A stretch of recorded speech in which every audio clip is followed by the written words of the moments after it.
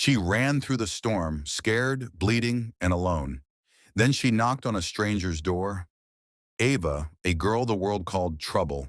Grayson, a billionaire with a broken heart. What he did next? No man of his status ever would. A story of trust, healing, and the kind of love that rewrites the rules. Watch till the end. It'll break you, then heal you. Grayson Hale sat in the back of his black Rolls-Royce Phantom, the city lights of Manhattan blurring outside the tinted windows. To the world, he was untouchable, brilliant, ruthless. A man who had turned his first coding project into a multi-billion-dollar empire before his 30th birthday. He had homes in Paris, New York, Tokyo, and Dubai. His name graced the front page of Forbes and the whispers of Wall Street. People envied his life, but envy fades fast when you live with emptiness. Underneath the perfectly tailored suits, behind the diamond cufflinks and silk ties, Grayson carried something money couldn't bury: grief. Not many knew about Sarah Walker. She wasn't famous. She wasn't rich. She was pure, simple, and she was his everything. They had grown up in the same dusty Montana town, where trucks outnumbered taxis and Friday night football was a religion. They met in high school, the quiet coding nerd and the free-spirited girl who wore sunflowers in her hair. She made him laugh when he barely smiled. She brought color into his grayscale world. They made promises under stars, wrote letters sealed with wildflowers. Grayson had proposed to her the night before prom, using a handmade ring he fashioned from wire and an old silver chain. She said yes without blinking. They were going to leave together. New York, college, dreams. But dreams don't always survive roads slick with rain. The call came in the early morning. A drunk driver, a flipped car, no survivors. Grayson never heard her say goodbye.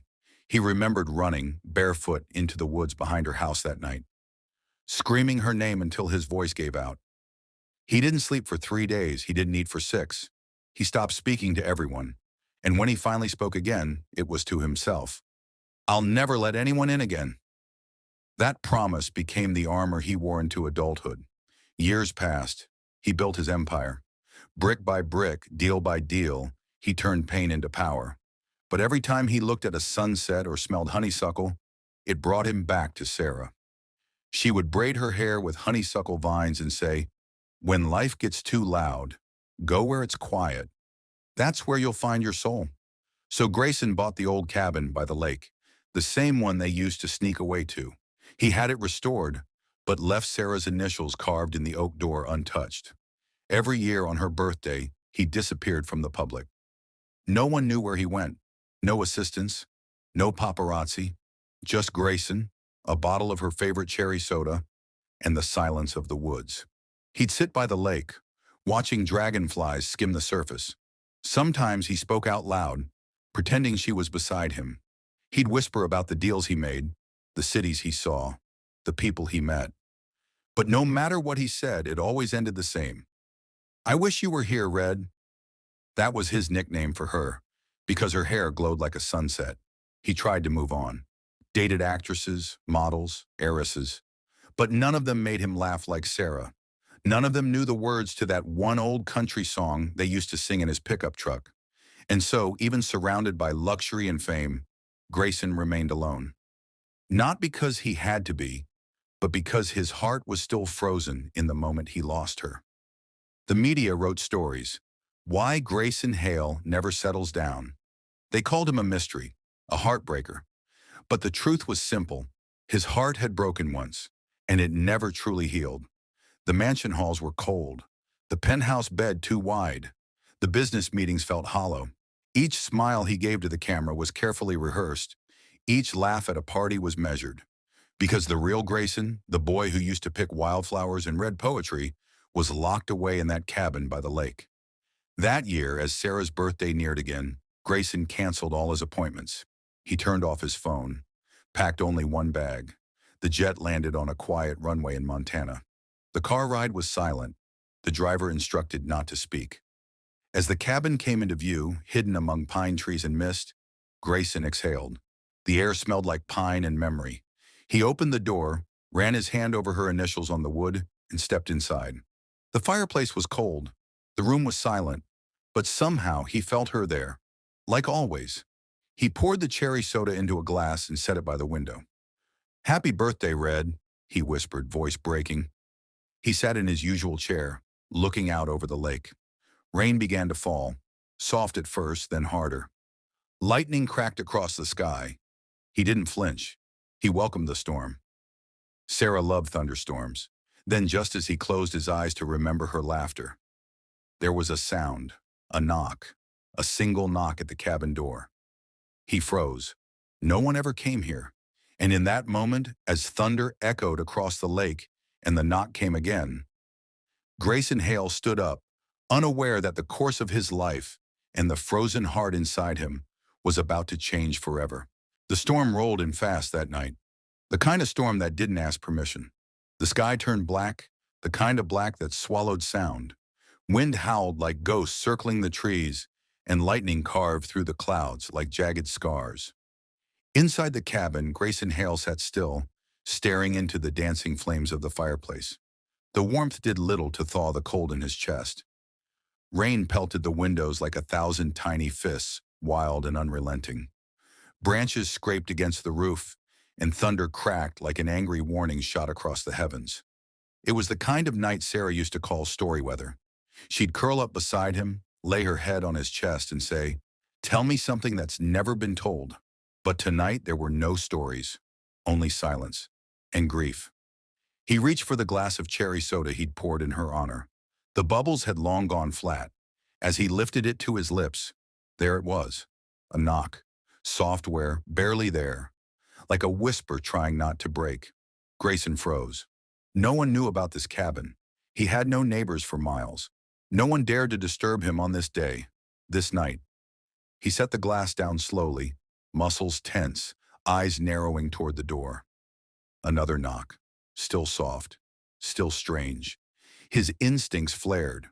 Was someone lost? Or worse, someone sent to harm him?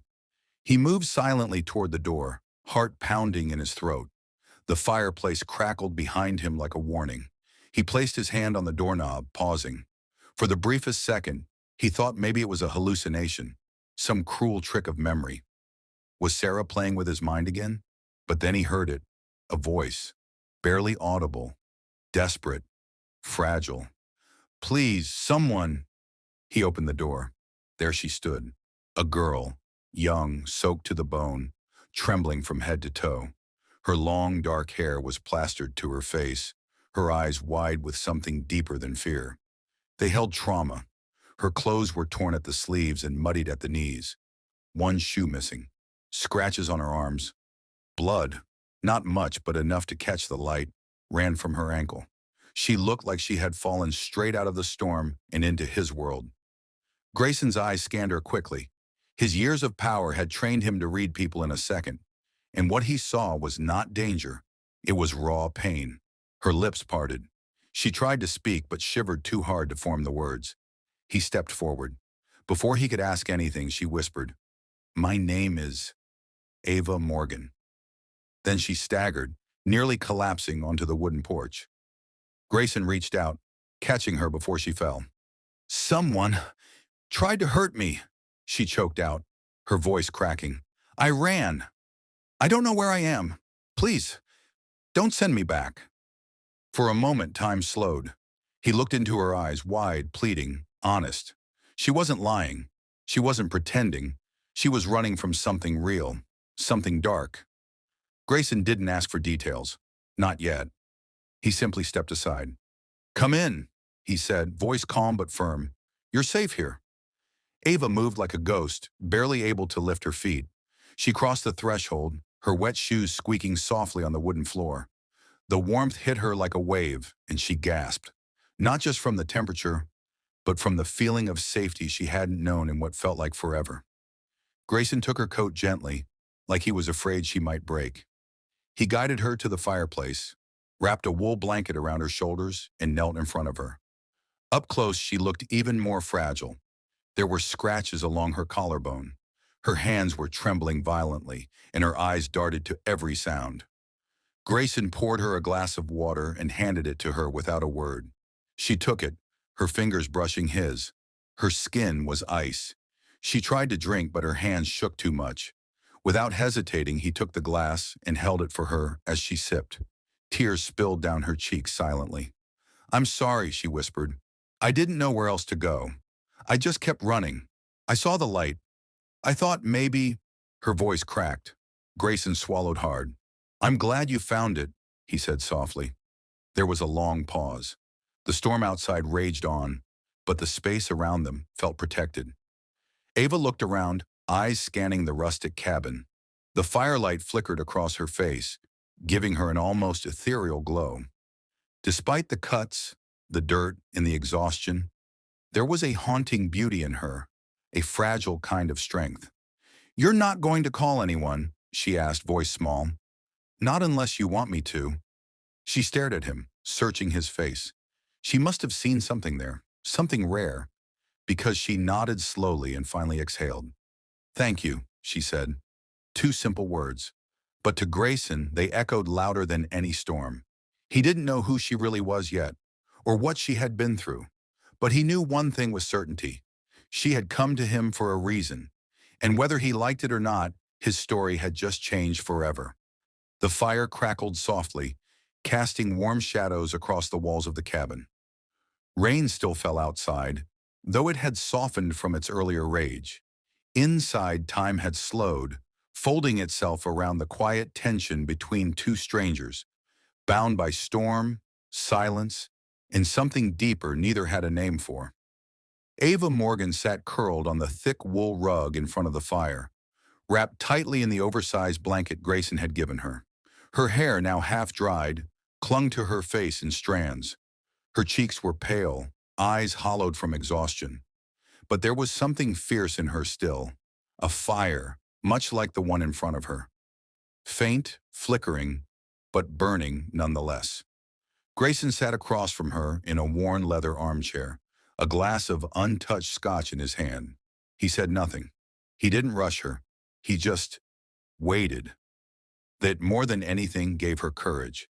She clutched the edge of the blanket, took a shaky breath, and finally began to speak. "It was supposed to be just a party," she said, her voice almost drowned by the crackle of the fire. "My friend invited me. Said it would be fun.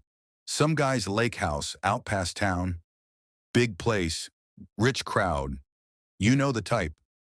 Grayson nodded once, eyes steady but soft. She looked down, embarrassed.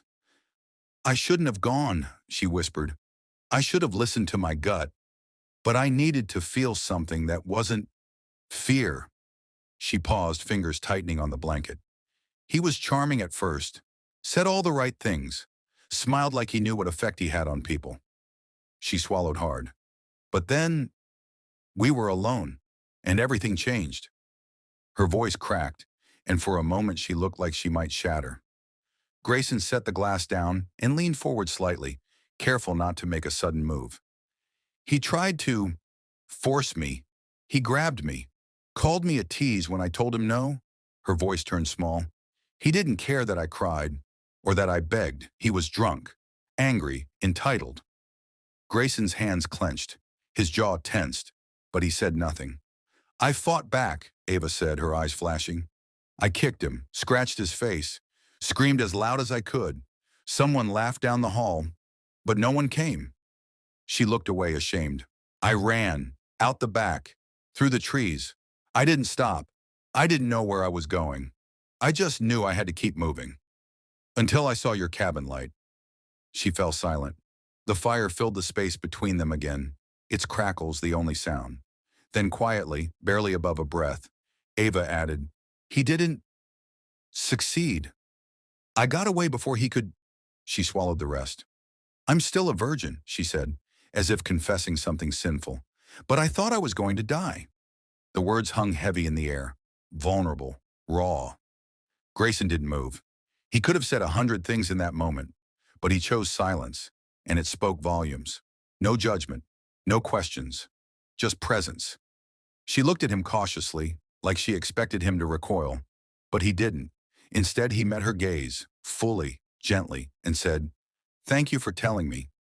Something in her crumbled. Tears welled in her eyes, but this time, she didn't hide them. Maybe it was the way he looked at her, like she wasn't broken, like she hadn't lost her worth, like she was whole. Grayson sat back, his eyes distant for a moment, and then without warning, Sarah's face returned to his mind. She had once told him about a boy who made her uncomfortable at a bonfire in high school. She had laughed it off. Grayson hadn't asked details. He regretted it for years. And now here she was again. Not Sarah, but this girl, Ava, shaking, scared, but strong enough to speak, strong enough to fight, strong enough to survive. She reminds me of her, he thought, but she's her own storm. The scotch on the table remained untouched. I'm not going back, Ava said suddenly, voice firmer. He'll lie. Say I made it up, that I was drinking, flirting, wearing the wrong thing. You know how it goes. Grayson looked at her, really looked at her, not as a victim, not as a stranger, but as a woman who had just claimed her voice in a world that tried to silence it. You're not going back, he said. Not alone. Her eyes widened. You believe me? I do. 2 words ironclad. She blinked rapidly. Why? He hesitated. Then he said, because I lost someone once who needed help, and I was too late. I don't plan to make that mistake again. Ava's lip trembled. She looked down at her lap, then whispered, I thought no one would believe me. That I'd always just be the girl who ran. You're not just a girl who ran, he said quietly. You're the girl who fought. Silence again, but this time it was warmer. Ava pulled the blanket tighter. Grayson stood slowly, walked to the bookshelf, and returned with a thick, folded hoodie. It's clean, dry. Should help, he said, setting it beside her. Thank you. He gave her a slight smile. Not the one he gave to the media, not the one he wore at black tie galas, a real one. Quiet, careful, human. He moved to the window, staring out into the storm. Then he said without turning, if you need to rest, the bedroom's yours. I'll stay out here. Ava hesitated, watching him. Then slowly she stood. Before walking away, she turned back. You saved me tonight. You know that, right? Grayson didn't answer immediately, but after a beat, he whispered, maybe you saved me too. Ava had seen the worst of men. Men who smiled with teeth but touched with fists. Men who used charm like a mask and power like a weapon. She had learned not to trust kindness because it always came with a price. So when Grayson Hale, billionaire, powerful, quiet, offered her his cabin, his fire, and his silence, she expected the mask to fall eventually. She waited for the smile to fade, for his hands to linger too long, for a price to be whispered, hidden between lines of fake compassion. But it never came. Instead, something else happened. Something she hadn't felt in a long, long time. Safety. Grayson stood slowly after she finished speaking. He didn't ask invasive questions. He didn't flinch when she said virgin, didn't press when her voice trembled. He just looked at her, calm and steady, and said in a voice so gentle it caught her breath, you're safe now. No one will hurt you here. No promises, no performance, just the truth. And then with quiet precision, he moved. Not toward her, but toward a nearby cabinet, where he pulled out a small first aid kit. Let me take a look at your arm, he said. That cut needs cleaning. Ava froze. She didn't like being touched anymore. Her body had become a place of caution, not comfort. But when she looked at him, she saw no hunger, no interest in ownership, just a man who had once lost someone and wouldn't lose again. She nodded. He knelt beside her slowly, his movements careful, as if he were approaching a wounded animal. He opened the alcohol wipes, wincing with her as the sting hit. Then gently, he bandaged the gash with fingers that were steady, not controlling. When he finished, he stood without a word and disappeared into a hallway. A minute later, he returned with folded clothes, soft joggers and a clean long-sleeve shirt. They'll be big, he said, but warm. Ava clutched the fabric like it was gold. I'll be in the kitchen, he added. Take your time. She changed slowly, body still shaking from adrenaline. The clothes smelled faintly of pine and cedar wood, his scent, but somehow even that felt safe. When she walked out, barefoot and nervous, she found him stirring a pot over the stovetop. You cook? she asked, voice uncertain. He smiled, not the polished smile from headlines, a quiet, real one. Only one thing, well, but you're in luck. It's soup weather. He poured her a bowl of creamy tomato soup with warm buttered bread on the side. She sat at the table slowly, hands wrapped around the warm ceramic bowl. No one had made her food in years. She didn't say much, but she didn't have to. The way she inhaled that first spoonful, the steam warming her cheeks, her eyes fluttering closed, said enough. Grayson didn't stare. He simply sat across from her, sipping his own soup, letting the silence stretch like a blanket between them. Later that night, as fatigue began to pull her under, she stood awkwardly in the living room. I don't want to take your bed, she said softly. He raised an eyebrow. You won't. You'll take the guest room. You're staying out here? He nodded once. Couch folds out. She hesitated. You don't have to. I do, he said, because you deserve to sleep without fear tonight. Her throat tightened. That simple promise, delivered without fanfare, felt like the most expensive gift she'd ever been given. And so she went. She lay in the guest bed, warm, dry, full, and for the first time in days, she slept, deeply, safely. The next morning, sunlight crept across the cabin floor like a quiet promise. The storm had passed, the trees shimmered with dew, and birdsong floated in through the open window. Grayson was already dressed, car keys in hand, waiting near the door. Ready? He asked. Ava looked up, surprised. For what? To report him, he said simply. Her breath caught. She had assumed he'd forget, or worse, talk her out of it. Say things like, are you sure you want to go through that? Maybe it's best to move on. But he didn't. Instead, he walked beside her to the car, opened the door for her, and drove without rushing. The police station was small, nestled between a diner and a hardware store, intimidating in its own way. Grayson parked and turned to her. You don't have to do this, he said, but if you want to, I'm with you. Ava looked at him, this billionaire who had nothing to gain by standing next to her, and she nodded. They walked in together. He stayed beside her as she gave her statement, never once leaving her side. The officers listened. One of them took notes with care. When she said the attacker's name, two of them exchanged glances. Apparently they'd heard of him before, but no one had ever come forward. Until now. Later that afternoon, Ava and Grayson sat outside on a bench, sipping coffee. The officer walked out, paper in hand. He's been arrested, the officer said. One of our detectives picked him up an hour ago. You did good. Ava blinked, lips parting in disbelief. Tears slid down her cheeks. This time not from fear, but from relief. Grayson gently took her hand. You were incredibly brave, he said. She turned to him, eyes shimmering, and whispered, no one's ever called me that before. Grayson smiled softly, his thumb brushing across the back of her hand. Then they weren't looking hard enough. The news spread like wildfire, faster than the storm that had passed through the woods 2 nights ago. Grayson Hale, the elusive billionaire known for avoiding the spotlight, had not only taken in a young woman during a storm, but had driven her to the police himself. He had stood beside her, quietly, fiercely, like a wall that couldn't be moved. To the townspeople of Elk Ridge, it was unthinkable. Not because of what Grayson had done, but because of who he had done it for. Ava Morgan. For years, Ava had been the girl they whispered about behind coffee cups.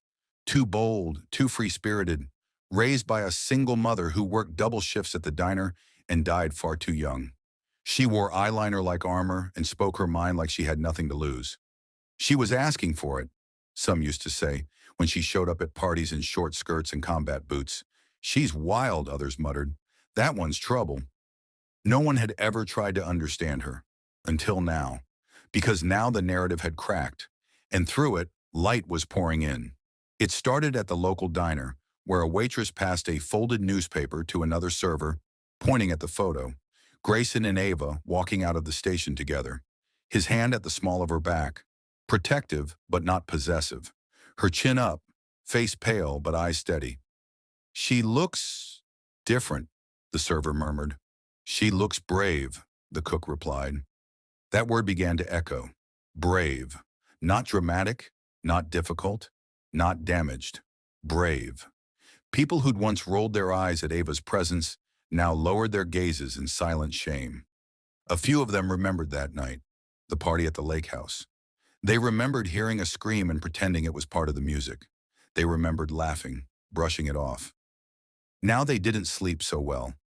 Grayson never gave a press conference. He didn't tweet, didn't post a thing. But when reporters inevitably showed up in town, he gave one brief statement before returning to his cabin. She told the truth. I just listened. That one line cracked the spine of every article that had tried to spin it as a publicity move. Because Grayson didn't need press. He had more money than most people could imagine, more power than any town council. Yet he had used it for a woman no one had ever protected before. And that made people stop. At the small grocery store, the woman behind the counter who had once refused to let Ava borrow $5 for tampons now slipped an extra loaf of bread into her shopping bag. No charge, just a soft nod. At the church, whispers shifted. A prayer was said, not for Ava to change, but for her healing and for those who had failed her to open their eyes. And at the high school where Ava had graduated, barely noticed, a teacher pinned an anonymous letter to the guidance office bulletin board. Dear Ava, you reminded me that strength is not silence, and survival is not shame. Thank you for being louder than the ones who hurt you. Someone who should have said something sooner. Ava noticed the shift like a breeze you don't see but can feel. The side glances at the gas station became nods. The fake smiles faded and were replaced with something real. Guilt, respect, reflection. She didn't need applause. She didn't even need apologies. But the absence of cruelty. That was something. And then there was Grayson. He never once stood in front of her, only beside her. And when someone asked during a private gathering at the mayor's office why he had helped her, he simply said, because she needed someone to believe her, and she deserved more than the silence this town had offered her before. The mayor went quiet. The sheriff looked down. No one had an answer. That week, the town paper printed an editorial titled, Listening is the First Kind of Love, What Grayson Hale Taught Us About How to Show Up for Survivors. It went viral beyond Elk Ridge. College campuses printed it. Survivor forums shared it. Mothers read it aloud to daughters. Men read it in silence, with something heavy shifting in their chest. And for Ava, the world hadn't changed overnight. There were still wounds, still shadows, but now there were also allies, eyes that met hers with empathy, not judgment, hearts that saw her strength, not her scars. Before Grayson left town, Ava hugged him tightly. You didn't just save me, she whispered. You reminded me I'm worth saving. Grayson smiled. You are. Don't ever let the world tell you otherwise. He returned to the city changed. For the first time in years, he felt hope. Not because of money or success, but because he had done something real, something human. Ava went on to speak publicly about her experience, helping other young women feel seen and heard. And Grayson quietly supported her from the background, using his wealth to build shelters and fund programs for survivors. Respect, compassion, and standing up for what's right can change lives. In a world quick to judge and divide, kindness is the rarest kind of power, and the one that truly heals.